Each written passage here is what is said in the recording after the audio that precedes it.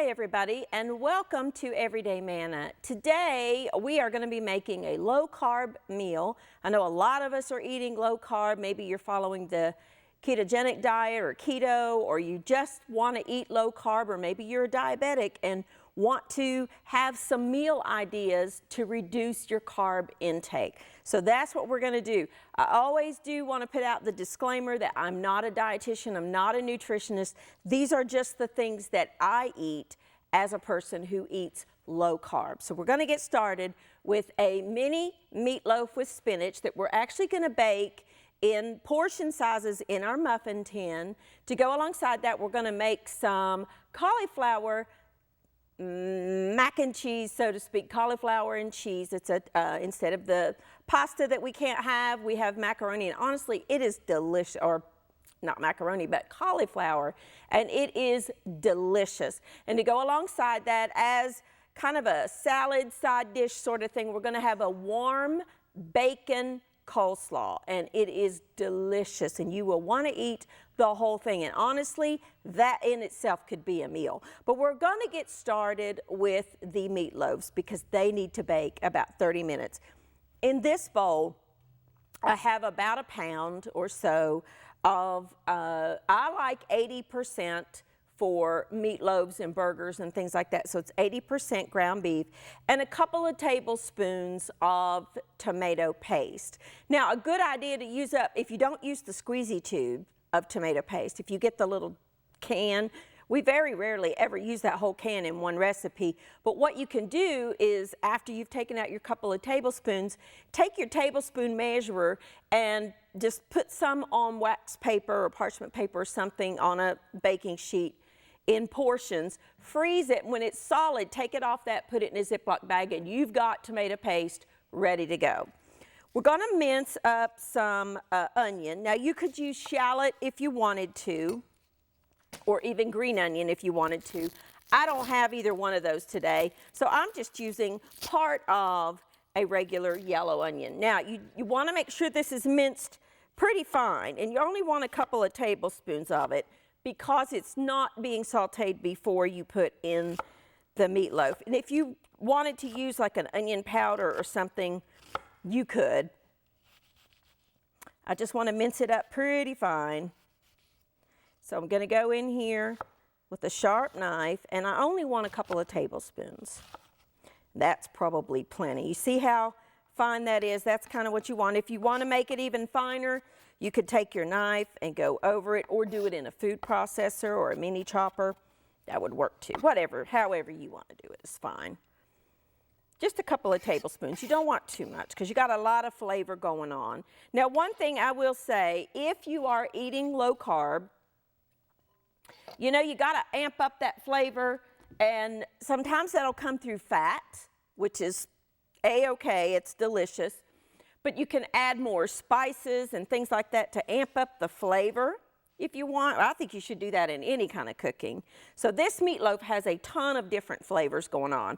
We're going to get some fiber, some vitamins, some minerals, some iron by using spinach. Now, if you don't have fresh spinach, you can use the frozen chopped spinach. Just make sure that you thaw it and you wring out all the excess water.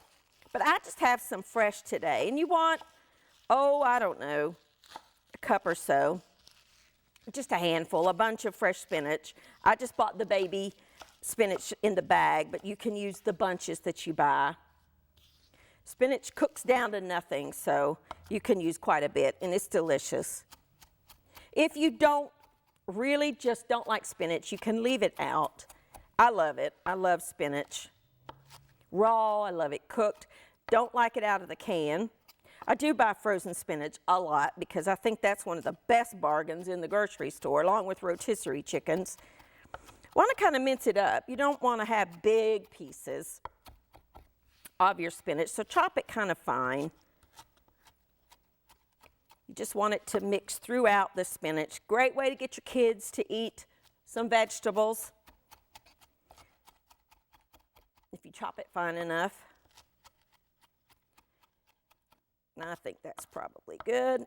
Okay, gonna add that. to our bowl. Kind of one of those dump and go things. Now, we're going to take 1 egg. I'm going to beat it, but I'm going to go ahead and put in some other ingredients. I've got a little bit of garlic, and I like a little bit of ginger, just minced ginger, not the dried ginger, completely different flavor. This is fresh ginger that's minced. If you don't have it, just leave it out. Don't substitute the dried. A little bit of, I like coarse grain mustard, but you use whatever kind of mustard you like. Of course, some salt and pepper, and a little bit of cayenne, and just a little bit of any kind of herbs you wanted. I used a little bit of Italian seasoning. Little tiny bit of soy sauce. Gonna blend that together before I add it to my meat mixture.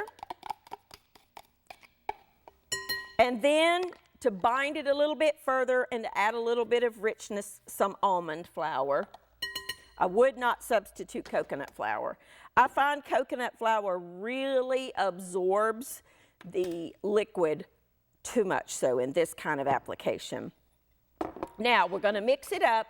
I have a muffin tin that I have sprayed with just canola spray or coconut. I like the coconut oil spray. Get in there with your hands and mix it up. You could, if you don't want to bake this in single serving sizes, you could just form it into a loaf and bake it that way too. But I kind of like doing it in the muffin tins. It really helps you control your portion sizes. And if you're trying to eat low carb or, you know, lose some weight, then that's what you want to do. Now, this is a loose mixture as you see because I don't want it to be like a hockey puck. Let me rinse my hands real quick. I don't need to wash them, I just want to rinse them.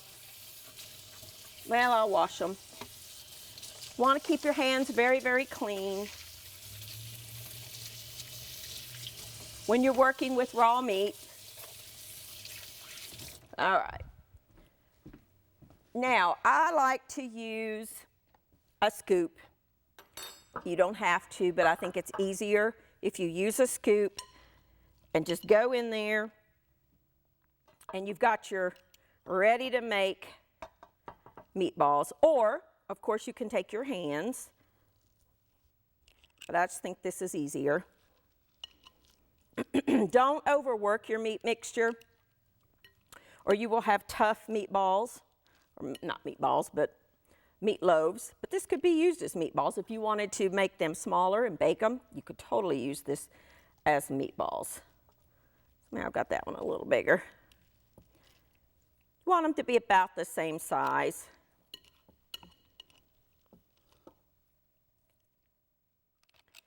And then we've got our oven preheated to 375 degrees.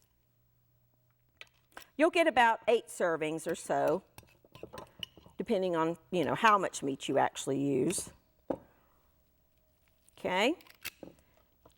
Yeah, let's get the rest of that in there. You don't want to waste that for sure. Let's find that one could use a little more. Kind of pat them down, press them down. And then pop that in a 375 degree oven for about 30 minutes. And they will be delicious. I'll be back in just a minute. I'm going to clean up, rewash my hands, pop these in the oven. When I come back, we will get started on our cauliflower. I'll be back in just a minute.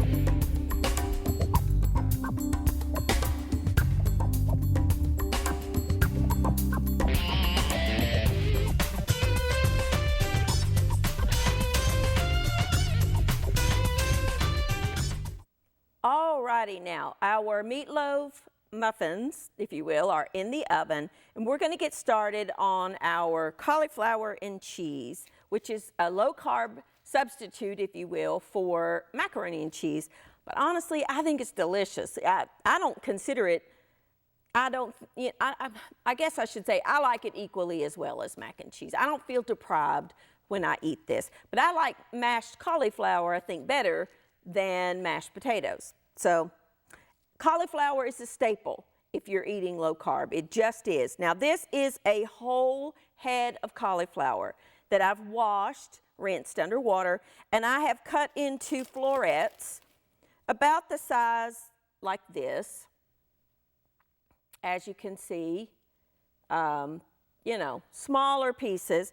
I've got about a tablespoon of water there. The easiest way to do this is in the microwave. If you don't want to use your microwave, you can just steam it on top of some water. But this is just really easy, and it needs to go for about 9 minutes. So let's get that in and put it on 9 minutes, if I can get my microwave up there that quick. I didn't have it preset here for you. There we go. Let that go. And we will start our cream sauce. Now, in my nonstick skillet, I have a couple of tablespoons of butter that I'm mincing or melting, and I'm going to mince up some onion, just using part of that other onion that I used in the meatloaf. I want to mince it kind of fine. I don't want it big chunks. Just a little bit. You don't want a whole lot, just enough to add a little bit of flavor. We're actually going to saute these onions in the butter. So let's go ahead and get that going. I think that's probably plenty. Use as much or as little as you like. And if you don't like the flavor of onion, and some people don't, then just don't put it in there. It'll be fine. You will need some salt and some pepper, some cayenne pepper, a little bit of thyme, a little bit of garlic powder, or garlic, whatever, however you want to do it. And some, I like a little bit of thyme in mine, but you can use whatever kind of flavorings you like. I need a little spatula here. We're going to saute this in the skillet. Let's get that heat up just a little bit. And this is going to be our cheese sauce that's going to go over top of the cauliflower. Now, you could make this very same thing and put it over any vegetable that you like. It's good over broccoli. It's good over asparagus. If you're eating low carb, it's really, if you don't eat low carb and you just want to make this sauce, you can put it over top of some roasted potatoes. It's delicious too. Whatever you're eating is fine. However you want to eat is fine. All right, now I've got some salt and some pepper, and I just want that to saute. The reason I'm going ahead and putting my spices in here is so that they have a chance to bloom in the fat, because that's very important when you're working, especially with dried herbs and spices, because they really, most of them are oil soluble, and they need to be activated in oil to get the full flavor of it. It really makes a difference. I tested something one time thinking, all right, does that really make a difference? And so I made a sauce, and I put the herbs and things in there before I put the liquids and other things, and then without, and it really does make a difference. The herbs and spices become more pungent and just are delicious. Now, our side dish is going to be some coleslaw, and I'm going to go ahead and start cooking the bacon. Let me get this one on. I want to get some bacon going in that oven because it needs to be cooked, because that's going to be the basis for our dressing. So I go ahead and mince mine up prior.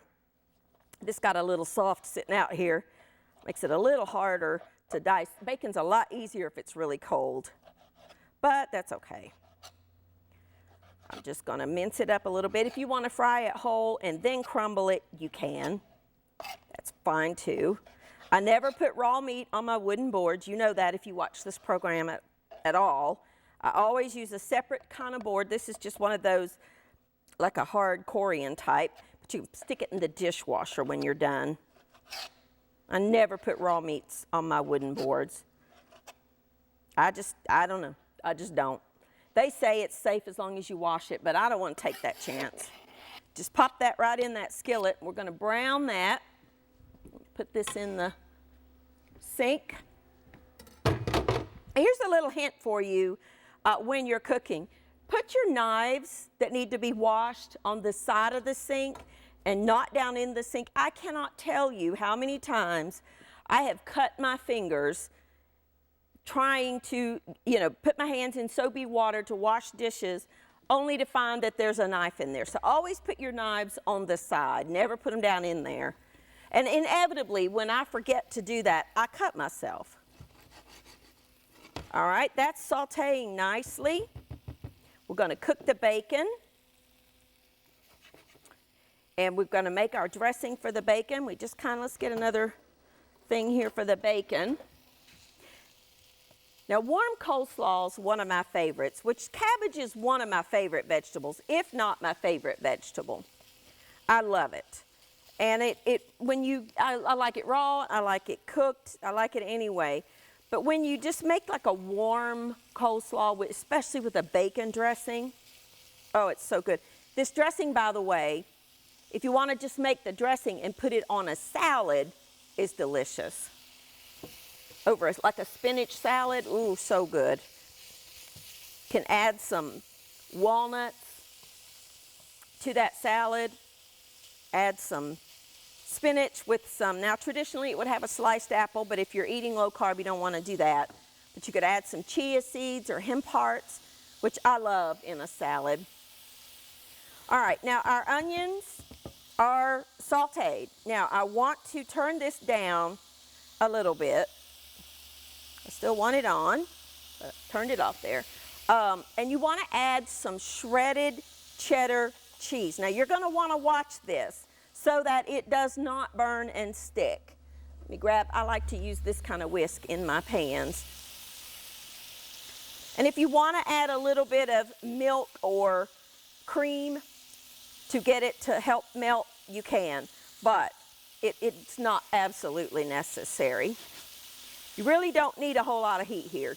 You're just really trying to melt that cheese, and we're going to keep it warm until our cauliflower is done.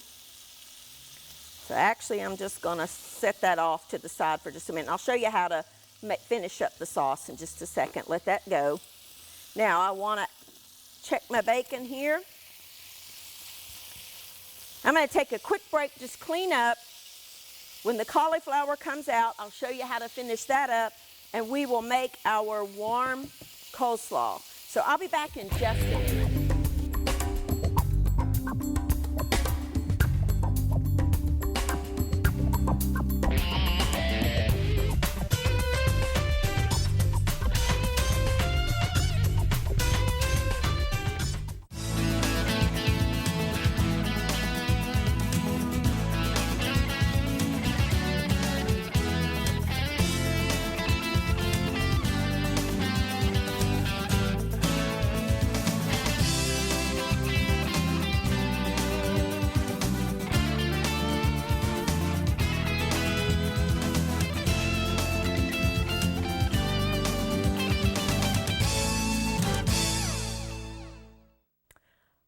Alrighty, now all I did was take the cauliflower out of the microwave and put it straight into the sauce and stir it up.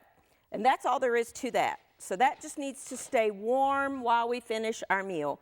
The bacon is cooked, and I just took it out and put it on a paper towel lined sheet.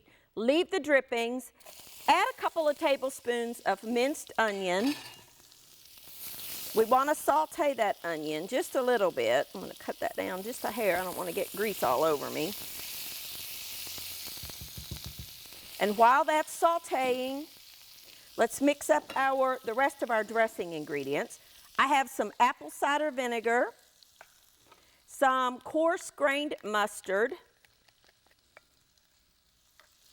some salt and some pepper, and a little bit of olive oil. I like the flavor of the olive oil in this. Mix that together. Set that to the side. Saute your onions till they're, no longer just raw. Take that raw off. I don't care for raw onions. Stand back and add your dressing mixture to your skillet. It will, kind of splatter up a little bit. Take your whisk that together. that's done. Just kind of take that little bit of the heat off of that apple cider vinegar. Now, in this bowl, I have just a bag of pre-shredded coleslaw mix, and I'm going to pour this right over it. I mean, this is so simple to do. And then take some tongs, because that's hot, and mix all of that together while it's hot. This is good hot, it's good room temperature. And then add in about half your bacon. You want to save the rest for the top. Stir all that together. Now, doesn't that look delicious? Oh, I just love this dish.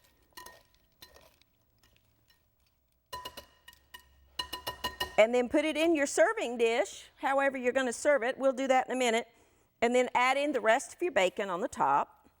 And that's it. That's one of the easiest, quickest, fastest, most delicious side dishes that you can make. I just love this dish. I could eat that whole bowl as my meal. All right. Now, I'm going to take a quick break real fast, clean up my dishes, get everything served up, check on the meatloaves, and when I come back, we'll finish up this meal, and the best part, we will taste. I'll be back in just a minute.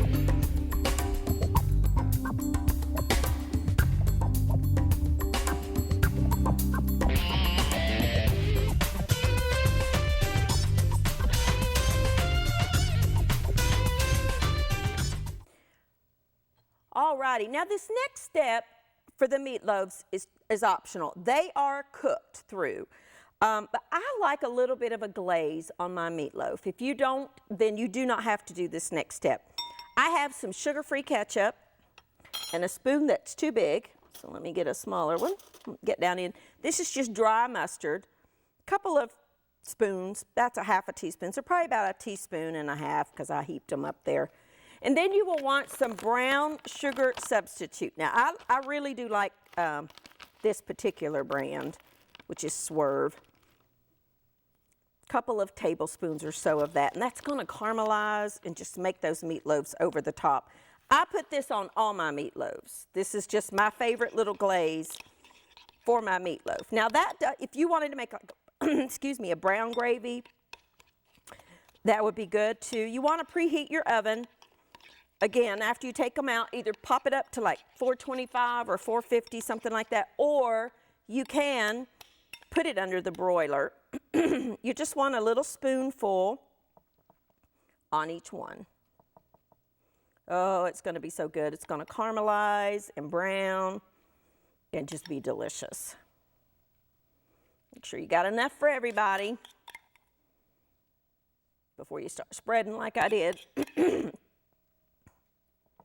Yeah, there we go. Perfect. That was about probably half a cup, 3/4 of a cup of ketchup. Each one's probably getting a tablespoon. So good.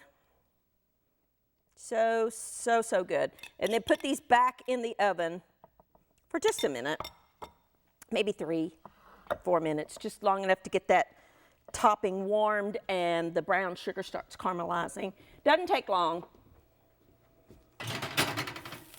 Okay, now, let me get this out of my way, and we'll plate up this meal.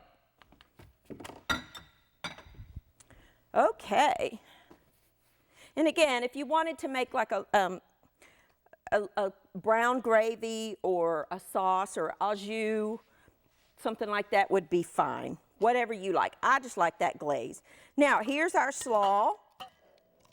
You always want to taste for seasoning. So let me grab a fork. Before you serve, everything needs to be tasted for salt and pepper and final spice. Let's get a little bit of that bacon.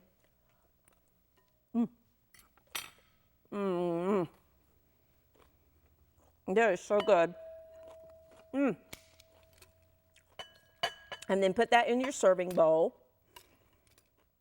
Now I've got my cauliflower and cheese on the stove to keep warm. So let's get every bit of that out of there. Oh, so good. I love that dish.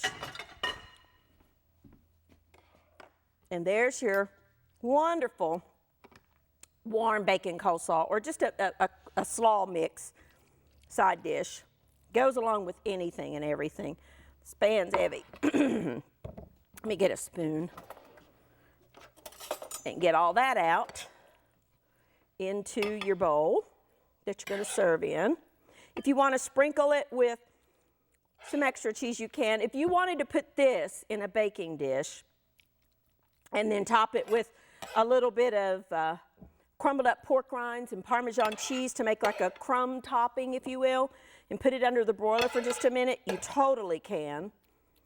Although it doesn't need it, but some people like that baked crumb topping. You could make your own topping out of just pork rinds crushed up and some grated grated Parmesan cheese. Maybe sprinkle it with a little bit of dabs of butter over it to help that brown. Pop it under your broiler for 5 minutes and you be good to go. That is so good. It just is delicious. Now I need to taste that, make sure my seasoning is good for that. Let's see here.